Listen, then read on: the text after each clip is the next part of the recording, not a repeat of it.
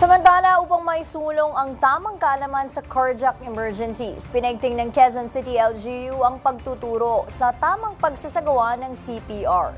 Si Jap Regala sa detalye. Sa gitna ng matapang at makabayang pagresponde at pagtulong ng mga tauhan ng bawat local government unit sa anumang sakuna o problema sa kanilang nasasakupan, mahalagang sapat ang kaalaman ng bawat personel na sumusugod sa panganib.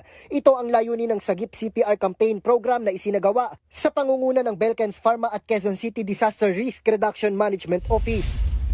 Ang primary advocacy kasi ng Belkens is to be able to train 1 million Filipino sa hands-only CPR. So importante na makipag-ugnayan sa mga LGUs like Quezon City.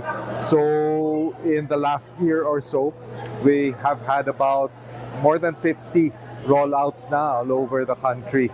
So very important po na ang CPR, hands-only CPR, malaman ng bawat Pilipino kasi it's a simple life-saving skill, lalo na with rising incidence of heart ailments in the country.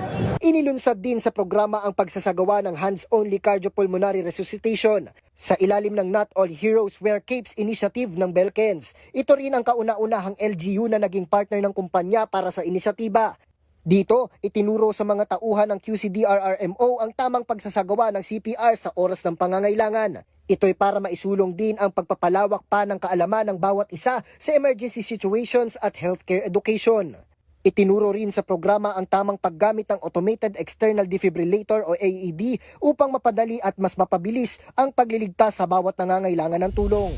Sa ganung paraan, we can reach more Filipinos, diba? Kasi even EDSA ngayon, there are like 65 million Filipinos traverse EDSA every year. So it's very important na yung enforcers natin doon ay alam rin, bus drivers also and conductors alam yung CPR training kasi a heart attack can happen anytime, no? Yeah. Ayon pa nga sa programa ay sa paraan ding ito, may susulong ang mas ligtas, mas maalam at mas handang komunidad para sa anumang cardiac emergencies.